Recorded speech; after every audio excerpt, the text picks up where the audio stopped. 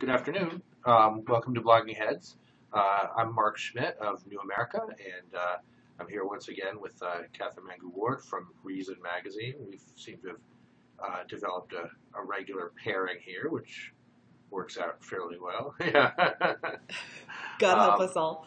And I don't know, it's a beautiful day out here. I don't know. I think I've seen the ultimate disproof of the libertarian belief in rational economic actors as I walked out and got some lunch and I saw a man selling umbrellas. So the fact that somebody's trying to sell umbrellas on the street today, markets are not rational. You're right. I give up entirely on markets. We're done. You're right. I take it all back. Clearly there's nothing to it. No, rain was forecast this morning for a couple hours. So, I think it's actually right. It's an iPhone app in action. So there's a lot going on in the presidential race, a little bit on the Democratic side, a lot on the Republican side. You were telling me about a piece in the magazine not in the magazine, a piece by your colleague Brian Doherty in the Times about the question of Rand Paul as a real or fake libertarian. And he's not the only. Right. Well, I mean, I think fake libertarian is definitely too strong a term. Glibbertarian. But yes, Brian Doherty in today's glibbertarian. That's I like to think of myself as a glibbertarian. It's when libertarians meet slacktivists. Yeah. Oh God, and maybe netizens also, netizens, right? Yeah, That's the other horrible one. Netizen. Yeah, that was right. Like that term can't die too soon. No, and plus we're now also besieged by conservatarians, which is like the only more infelicitous. I was enjoying there was the brief libertarian moment, which I enjoyed. I personally am happy that moment has passed for the most part, not least because of the kind of linguistic mangling that accompanied it. So.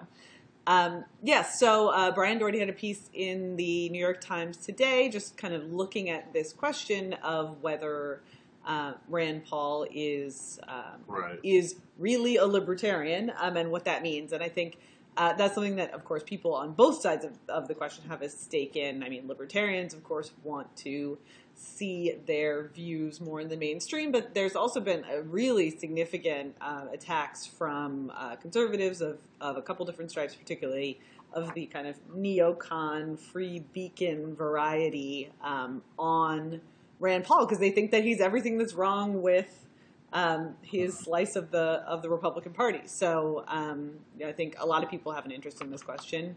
I'm certainly not in a position to definitively rule on it, but I do think we're seeing a little bit of like median voter theory in action, right? Like he, when he was the sort of charming upstart who was also Ron Paul's son, he was probably a little more indulgent of his libertarian side, and he's now looking to sort of.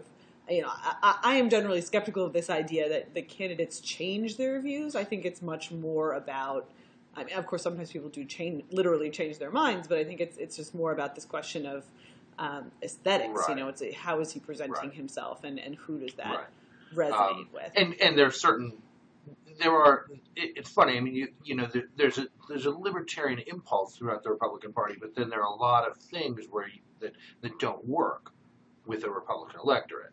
And I've thought he's actually done a pretty good job of creating, the maximal space for being a libertarian within, the National Republican Party. Right, and he has described himself as libertarian-ish. He's also described himself as as a constitutional conservative, libertarian conservative. I mean, there's a bunch of terms which kind of signal varying degrees of into various parts of libertarianism. I think, one reason that Republicans are hesitant to use libertarian or variations on that theme is because people hear libertine. People still hear libertine after decades of libertarian having a kind of a very specific meaning. It still just sounds like Republicans who want to smoke a ton of weed. And, the weird thing, right, is like now at least 50% of America is like, you want to smoke a ton of weed? Cool. That's fine. But still, when we're thinking about the Republican primary, cool dude, that's fine. It's not quite. Well, that's why I've always thought question. It's sort of weird. I'm the only person who thinks this is a weird mystery, but why Gary Johnson, who actually is a libertarian and was actually the governor of a state for 2 terms, did a reasonably good. The state didn't fall apart. I never understood. How did he not get any traction as a Republican candidate? He couldn't even get in debates. Was that 4 years? Was that 4 years ago? I don't know, and I think. He might have been. So he did run 4 years ago as well. I think the thing is, again, it gets back to maybe aesthetics is too dismissive of a term, but I think the answer to your question is because Gary Johnson talked about pot sometimes and sex, and I think it's always been the case that the Republican Party and sort of buffins in the Republican Party feel fine hanging out with the libertarians as long as they know that they're supposed to be kind of seen and not heard when it comes to social issues. And increasingly, particularly younger libertarians have much more of an emphasis on those social issues. And so it sort of no longer makes sense to say, let's be a coalition of economic conservatives, even though the Republican Party has moved hugely to emphasize its economic conservatism, right? Like when you hear Republicans on the stump, they always sound their most libertarian when they have been maximally out of power because they start to emphasize fiscal conservatism. And unfortunately, I think we can expect, no matter who wins, to see some of that fading away as soon as it's a complicated world. I think that we're seeing a lot of back and forth over how much, and I wouldn't call it fiscal conservatism, but it's how much do you actually touch the big entitlement programs and things like that. So usually there's general talk about things like balanced budget amendment, getting our fiscal house in order and so forth. But then when it comes to the real stuff, they not only avoid, say, cutting Social Security and Medicare, but they actually attack Democrats for cutting Medicare. And I do think it's interesting that, I think the Ryan budgets were kind of one step in this direction. And then to have both Chris Christie, obviously trying to, get a jump start for his own campaign, and Walker following, and I think Cruz, I don't know how specific he's been, but really being willing to say, something about specifically cutting those programs that older Republican voters are still quite attached to. That's a new move, and I think it reflects a politics that's a little more just tribal at this point. It's not like old people it's not like older people who are now in the habit of voting Republican and hated Obama and don't much like Hillary Clinton. It's not like they're going anywhere. So it's yeah. I guess I would reject the claim that it's tribal. I actually think it's I don't know. Actually, I was about to say this, and now I think maybe I'm being too optimistic about the character of politicians. But I'll go ahead and put it out there, which is, I think actually Republicans might be feeling like, geez, we've been talking about this fiscal conservatism thing for an awfully long time, and yet, really not demonstrated any willingness to do anything hard. And I think there's a little bit of a sense like just the completely empty rhetoric can't stand forever. And I think, you do see reversals, right? Like Paul Ryan, who, really did talk about real cuts in his budget. Then, suddenly when you're Mitt Romney's VP, it's like, well, actually, I totally love Medicare. Just kidding, guys. And I think there is some of that, but at the same time, when you really put him on the spot in the last cycle, all the Republican primary candidates said that they would reject a deal that cut $10 of spending if it included $1 of tax increases, right? So that, to me, that it's like, are you demagoguing the tax issue, or are you even trying just a little bit to deal with the budget situation? And I will say, actually, to his credit, Jeb Bush, after the fact, he wasn't in those debates, but after the fact, said he would take that deal.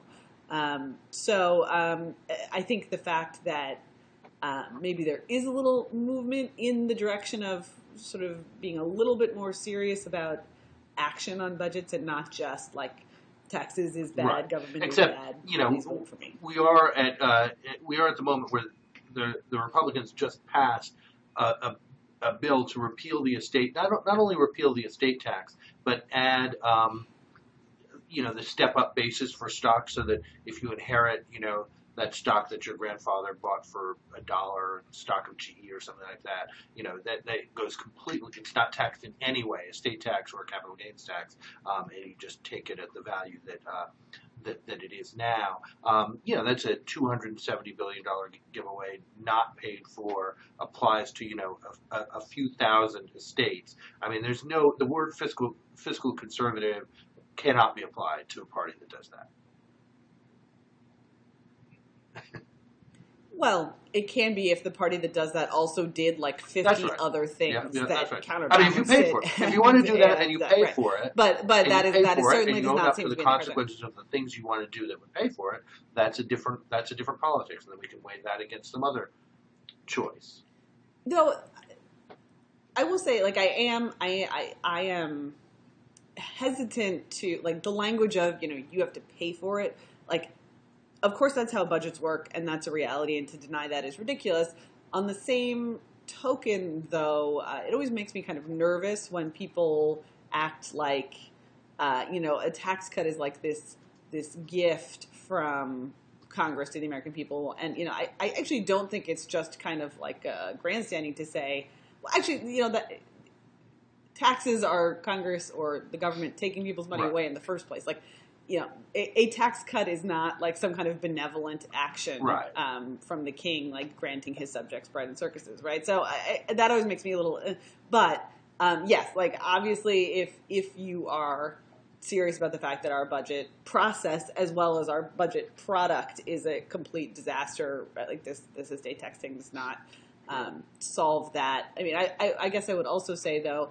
There are people who genuinely believe the kind of it's going to get bad enough and then there'll be change theory, and I'm not one of those people, right? But there are lots of people in many areas who say like, oh well, the cops just have to kill one more guy and then there's going to be reform, and it has to. We just have to get to the place where our credit rating is downgraded, and then there'll be reform, or we just have to have the crash, and then the markets will right them.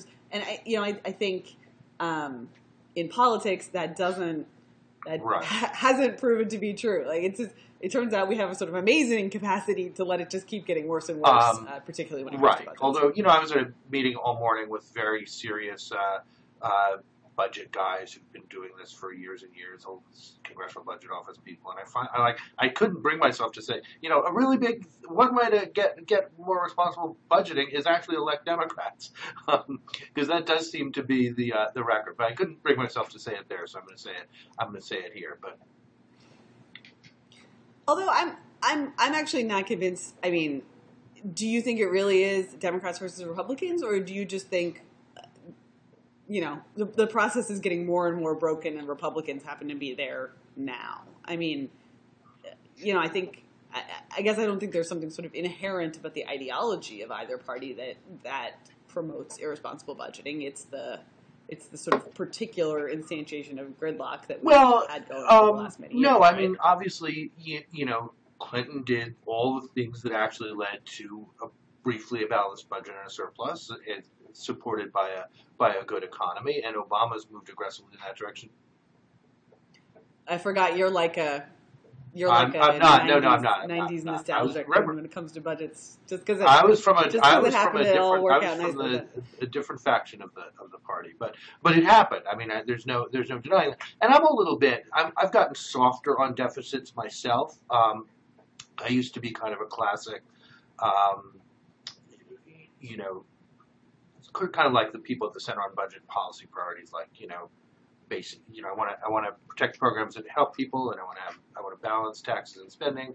And I've gotten a little softer on it. And I think a lot of Democrats have. You've seen somebody like Bernie Sanders becoming chair of the budget committee, becoming ranking Democrat on the budget committee, and then hiring Stephanie Kelton, the economist from University of Missouri at Kansas City, which is kind of the hotbed of the the economists who really don't think deficits matter.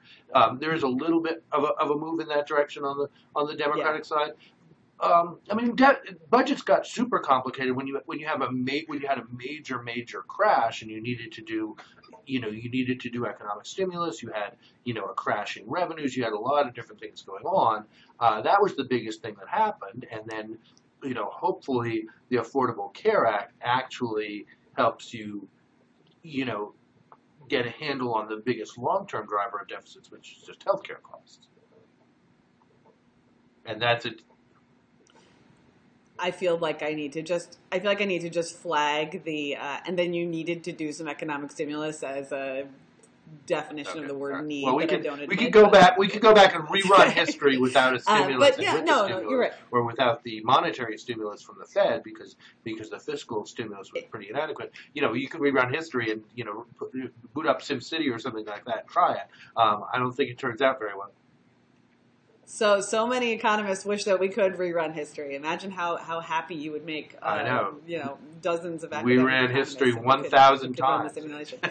But yeah, I mean, I do think you're right that it is a trickier time for lots of reasons. This sort of the reliance on continuing resolutions is clearly not good for anyone, and I think it prevents the kind of credibility for long-term deals, right? So when you think of stuff like trying to rework agriculture subsidies, it's no good to say we're going to phase in this, we're going to phase out that, if there is no reason to believe that Congress can bind itself, its future self, in any way, which is really not that Congress was ever great at that, but I would say in the last 10, 15 years, but certainly in the last 4 and 8, that's going completely out the window. There is zero reason to think that anything that the current Congress does in terms of making promises about budgets in the future, particularly caps on those budgets or elimination of programs, will happen. And that's actually a crucial part of politics. You can't always do everything in a simultaneous move. The game theory squares are more complicated than that. And if the sort of restoration of some kind of even a year at a time, as opposed to 3 months at a time. Right. Well, I mean, the key is, this meeting is this morning was that they were talking about a paper kind of bringing in game theory and behavioral economics into thinking about budgeting. Obviously, like the whole secret of budgeting, which is something politics doesn't want to do well, is, bring the future into the present. The way you need to do with your life if, for example, you have an option to save for retirement and you choose to use it or you choose to not use it. Part of that is how future oriented you are, and making the political process. Right. And humans are like right. And budgeting is terrible. We didn't, for a long time we didn't really have a budget. People and people don't realize like the creation of the budget process in 1974 wasn't like people think that was some kind of like anti-deficit thing or some conservative action. It was really just at this point you now have a really complicated thing going on with obligations under Social Security and Medicare, lots of tax expenditures that work in complicated ways. You need some method for bringing the future into the present that we didn't need for, the first, 200 years or 180 years of our country's existence. Anyway, how do we get off on this? We were talking about Republican candidates, and we got very serious. More serious than they which are, is, some of this stuff. Yeah, that's right. We were already taking the budgeting process more seriously than Congress. If only someone would put us in charge, Mark. Now, if someone put us in charge, we would immediately exhibit all of the worst of gridlock between the two of us. So we better stick with the system. Yelling and screaming on the house of the floor of the Senate.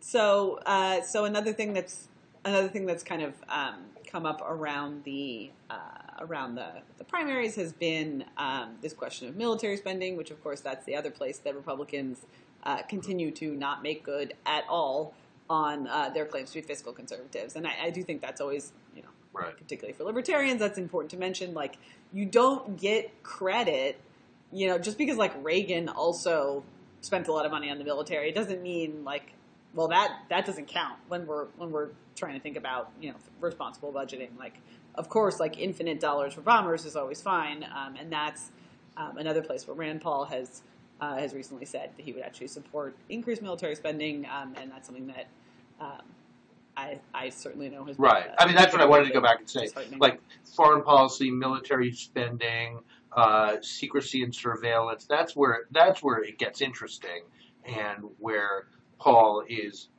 obviously backtracking a little bit, and I think some of it is related to the degree to which the narrative of fear has been pretty important in American politics. It was important through the whole Bush era, and it kind of resurged last year, and the existence of ISIS and the sense of a kind of chaotic world. Even if our actual wars are kind of slowly ending a little bit, and there are fewer people at risk in the front lines, but that sense of fear is still a pretty important tool in our politics, and you don't want to be on the wrong side of that as a Republican. So it is a little disappointing. I mean, I guess I would also say, Rand Paul never said he was an isolationist. People said that about him as an insult, right? And I think that's something that people do forget. It's not in this particular case. The spending question aside, I do think he's been pretty clear all along. Like, he's not his father, and he does support various actions abroad. I think he was, however, also the guy who did the drone filibuster, and that's that was probably that moment. I think we will look back as the sort of peak, moment when people on the left might have had even a slight warm thought for Rand. Oh, totally. That was it. The whole Stand with Rand. Sure, thing. Yeah. It was big. We were talking about. That is genuinely part of his political philosophy, is to say, I'm not saying we never use the military, but let's be clear on the rules, which doesn't seem like so much to ask. I think we were talking about. People made a lot about this idea that what he was worried about was like Obama droning someone in a cafe in the United States, and it's true that was kind of the stunt element of it, but that was the superficial topic. But like the broader point of like. There should be a sort of more transparent decision-making process on these things, particularly the use of drones against American citizens overseas is a huge point. And I actually think, many qualms aside, that kind of thinking is the thing that makes me glad that Rand Paul's in the debate. He will be in the debates, unlike Gary Johnson. He will be part of the discussion for as long as he wants to be. Right, and I hope he sticks with that. I think. We do need some of that. I was going to say, we were talking about weird neologisms like netizens or whatever before. The leftists, the people on the left who really got into Rand Paul were mostly that group that's called progressives. Do you know that term? Oh God, I've never heard that. That's horrible. It's a certain kind of macho guy. They like Jim. They like Jim Webb. People like that. The progressives are a very distinct. I can name some, but I won't. Anyway, it should be in there, and it's too bad. Also, I'm old enough to remember when there was a kind of isolationist streak in the Iowa Republican Party that made that a valuable move for a presidential candidate. Yeah. Chuck Grassley from Iowa voted against the first Iraq War. That's kind of represents that old streak. I just remember the isolationist senator from Iowa was named Bork-Hickenlooper in the 50s. It's like the Bork-Hickenlooper strain of the Republican Party, but it's completely gone. It's totally gone, lost to history. Well, except for the polls. Except for the polls. And right, but if Paul can't say any of those things except don't drone a U.S. citizen in a cafe, whatever, if he really has to backtrack on a lot of it, you're not seeing that in Iowa or elsewhere. I don't think we've seen much of that. Yeah, I mean, I guess what I would say though also is, maybe that strain has faded from the Republican Party, but it's gone from the Democratic Party too, to a huge extent. I mean, not that there aren't still anti-war people in the party, but Obama's been president for quite a while now, and we still are pretty much doing all the same. It's been very, very soft. It's been very, very soft. Even when Obama, made that first move to to continue and to expand the war in Afghanistan, which was the most, I don't know in retrospect whether it was wise and that it enabled him to actually wind it down at the end or not, but it was a pretty direct contradiction to what people had been hoping. Right. What about the other Republican candidates? I saw today I guess it kind of got walked back a little bit, but the idea that David Koch would actually kind of put his marker on Scott Walker, but then they're going to have an audience for Jeb Bush. That's an interesting. I mean, basically, the billionaire primary is chugging along, and they're each getting their billionaire, but the Kochs are the biggest billionaires of them all. I mean, the Kochs set this race. The sort of involvement of the Kochs is always, the desire to make that central to the narrative always kind of cracks me up, since, of course, I have, among other things, had, internships paid for by Charles Koch in 1999. Mm-hmm. I mean, this sort of idea, first of all, that they're kind of the puppet masters of the Republican Party, which I think is pretty clearly not true. I mean, if anything, they are, dragging, with the weight of their bags of money, they're dragging the Republican Party in the direction that I think, frankly, a lot of people who are the most kind of hysterical and conspiratorial about the Kochs, a lot of people should like what the Kochs stand for. I mean, they're libertarians. They paid for me to spend a summer smoking pot and working for Reason Magazine, for crying out loud. And, I think, that wasn't an accident. They sort of did that on purpose, and that's something they've done consistently across lots of Is that deal still available? Is that what? I said, is that deal still available? No, the Koch Summer Fellowship continues to exist, and I urge everyone out there listening to apply. They do not buy the pot for you, but I mean, I think it's this idea that somehow, of course there are billionaires in politics. Of course, you and I disagree about how troubling that is, but the Kochs are, I think, very clearly, longstanding evidence that they are motivated by ideology, not by sort of personal profit, which is one thing you hear out there all the time, which I think is ridiculous.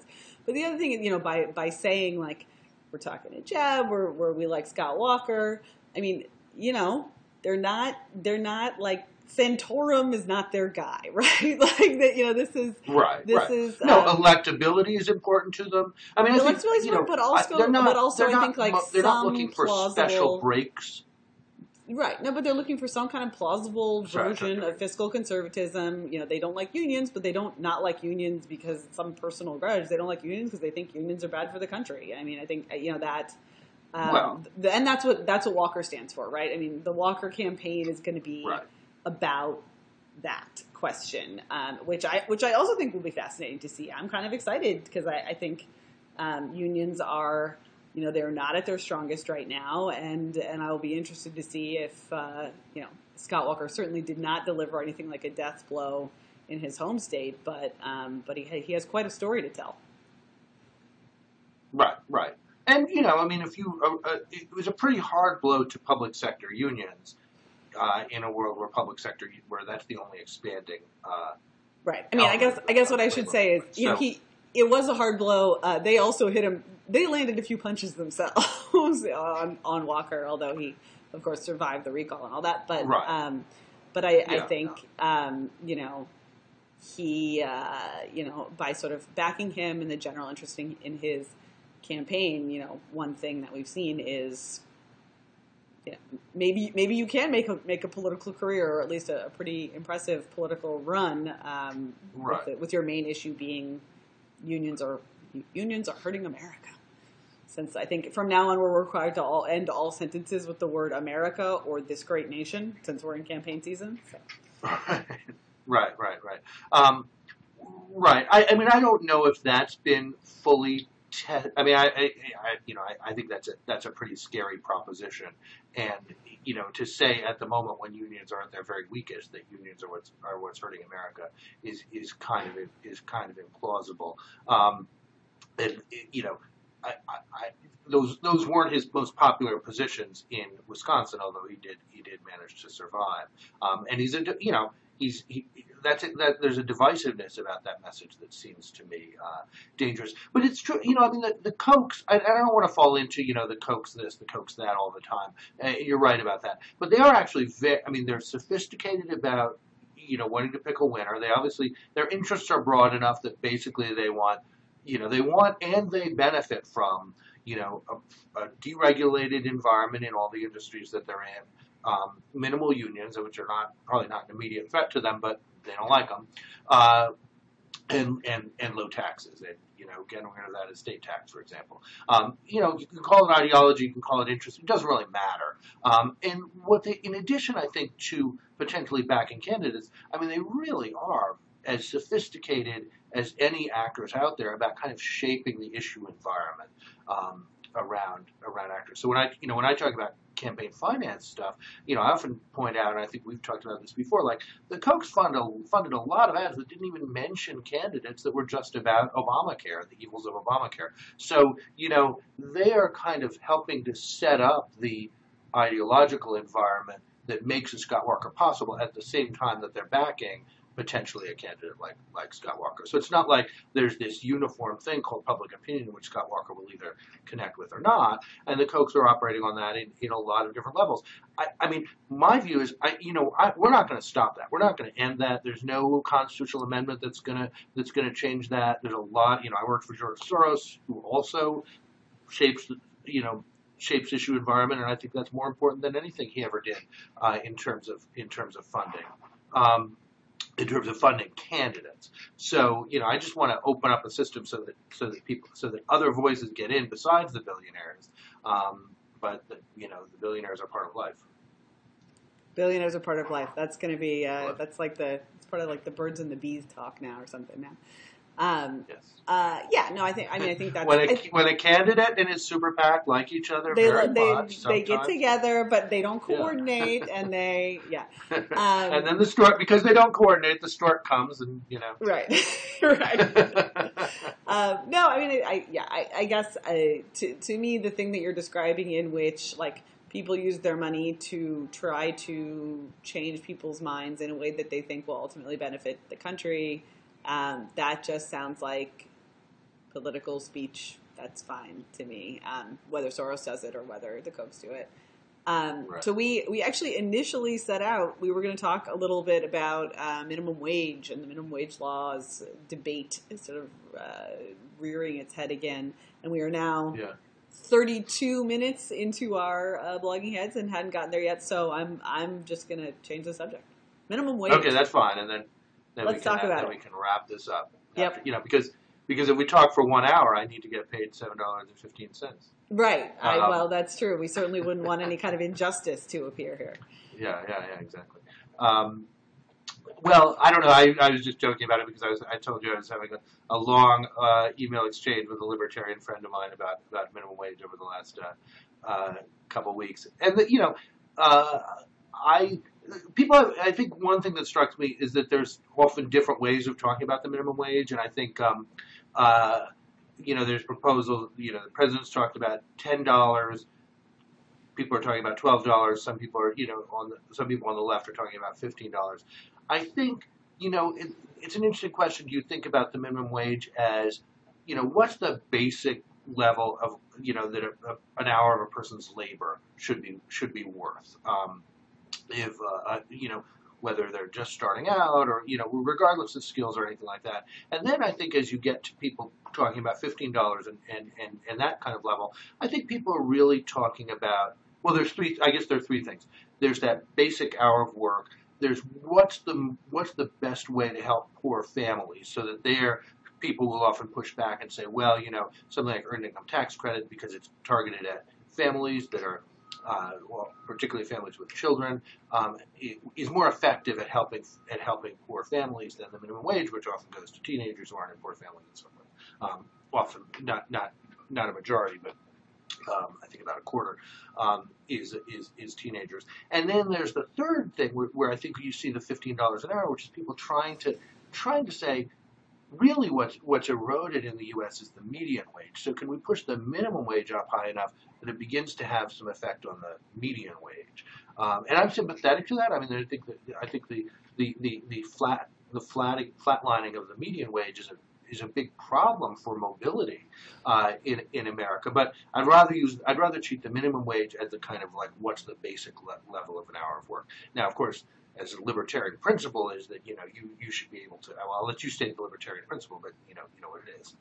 Well, yeah, I mean, I guess I hate to go 101 on this, but like this isn't like natural rights theory or something. Like there's not like a thing that exists somewhere in like the noumenal realm that is the worth of an hour of work. It's right. Some hours of work are worth more than others, and some hours of work are worth more than $15, and some aren't. And I absolutely agree with you that. Well, maybe I'm overstating your case here. I think it's super clear that the answer to your second point, how can we actually help like very poor people? It's like incredibly clear that the minimum wage is not the efficient way to do that, not least because some of the jobs that those people have disappear entirely, which we can talk about more, but also because we have other tools that are specifically targeted at very poor people, which we could use.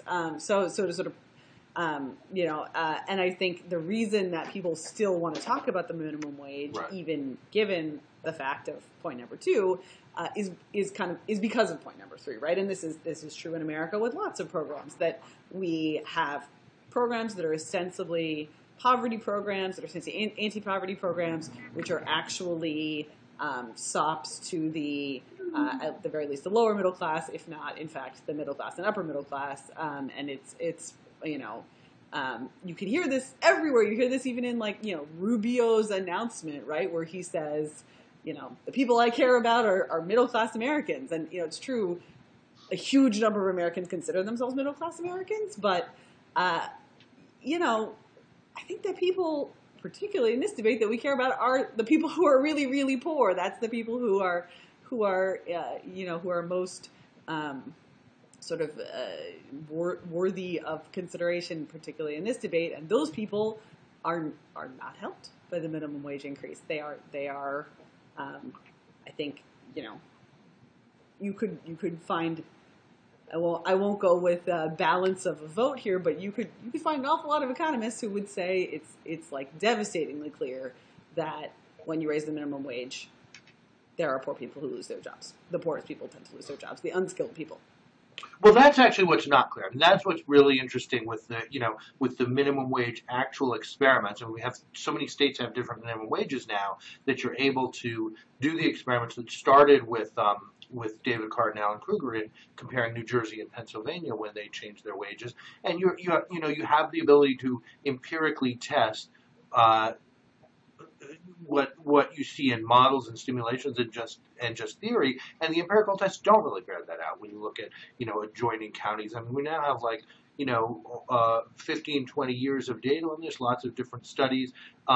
Some, if you put all the studies together and do like a meta-analysis, some show a small loss, 0 to a small loss, which I saw Tyler Cowen say the other, on his blog recently. Like, let's just, it's a small loss. Others showing some gains or 0. So it's not devastating. In the real world, there's not evidence that it's devastating, as hard as that is to believe. But it really doesn't seem to be. So if you have people who are just making $7 an hour and we can move them up to 10, they will be better off. And they will not lose their jobs. And more of them will be better off than will lose their jobs, and there will be more money in that community.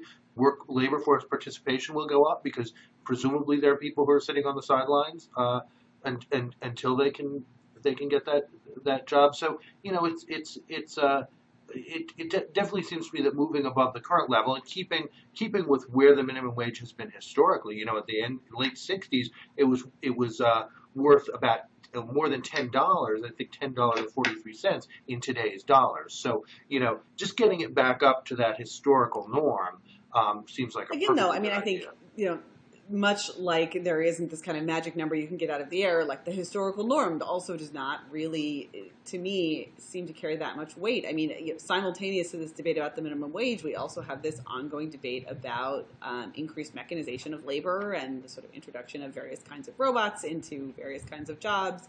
And I think it's a thing that many of the studies that are out there fails to take into account. And I've seen Tyler's stuff on this as well, that I do think it's relevant to say a small loss is still a small loss, but this is the difference between McDonald's building computers to take your order and not, and that's a long-term trend, and it is of course unstoppable, right? Like McDonald's is going to build a computer to take your order regardless, but how they roll it out, how many humans they rely on to control those computers and tend to them, how they model that out and the decisions they make for the future are absolutely related to their expectations, not just of, what are politicians going to do with wages this time, but, what are politicians going to do with wages going forward? And I think that's the other thing you see is in places that raise minimum wage, they raise it again and again. This is localities, not so much obviously on the federal level, it's lagged behind lots of other types of growth. But, introducing that amount of political uncertainty into the labor models of businesses is a great way for businesses to force businesses to figure out how to automate stuff instead of employing humans. And don't get me wrong, I hate talking to humans. I want to never talk to any humans. I want ATMs everywhere, but if your goal is to create jobs and help poor people get good jobs, this is not doing that in the long run. Yeah, I mean, my general feeling is that wherever businesses can replace human labor, they probably will. Only if it makes economic sense. Depending on the consequences. I mean, McDonald's doesn't build machines for fun. It makes economic sense at $7. I don't know. McDonald's knows though. It'll make economic sense at $7 or $10. And, ideally the result of that is you also have openings for somewhat higher skilled employment, although a lot of people will challenge that. But one way or another, you have a very slack labor market on the low end. And we've had a very slack labor market on the low end, really with the exception of a couple of years at the end of the 1990s. So workers have no bargaining power in this deal. And, unless you do something that says, here's the minimum that we expect employers to provide for you. I disagree. They work for zero. No, but I think actually they work for 25 cents an hour, which we lived in. But what you just said there actually is exactly. I mean, I would say exactly the opposite. I would say by establishing a minimum wage, particularly relatively high one, we're taking away bargaining power from workers, right? Like the bargaining power workers had was, well, if you won't employ me at X rate, will you employ me at, X rate minus $1 and train me so that someday I can earn more money or whatever it is. And now we're saying that is not a good option for you. That is never an option for you in the open market, right? So first of all, we're forcing people into black markets, which has all kinds of other consequences. And already there's a huge amount of sociological work that's been done on the extent to which inner cities run entirely on black markets, that there are people who earn who earn all of their income off the books for precisely this reason. For a whole bunch of reasons. But not least not just minimum wage, but also other economic actions by government, so licensing and that kind of thing as well. But yeah, I think we want people at the lower end of this slack labor market to have more bargaining power, and we're saying the one thing that's the most important in a labor negotiation, the price of that labor, is out of their hands, out of both parties' hands. Right. Well, I mean, I guess I look at it differently. I think that I don't think that, individual workers don't go in with much bargaining power. If they don't have a union, if they don't have any ability to operate collectively, they have really almost no bargaining power. So I'm going to accept that they don't have a lot of bargaining power, and I'm going to put some basic standards in. Because you can't make that deal of, say, I'll work for this if you train me or whatever, when there's somebody else waiting to, just get anything that's out there. Unless you get a little slack out of it, you really don't have any. I mean, I'd love to have basically a macro situation in which we had full employment.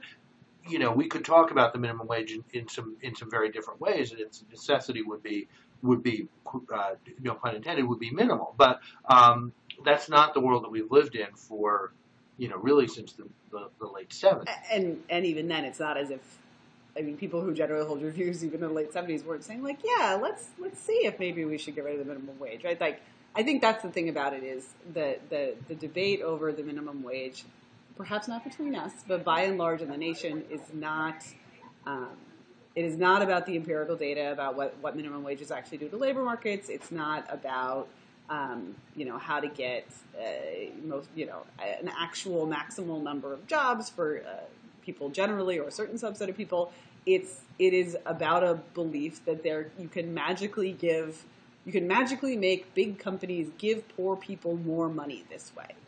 And I don't think that's what actually happens. I think that by and large, big companies figure out ways to not give poor people more money this way because all of the rest of their incentives are not to do that. That's not their job. And that's why, of course, we get back to this question of stuff like the earned income tax credit. But I think there's a sense of a goose laying golden eggs here that is really the thing that dominates this national discussion. Right.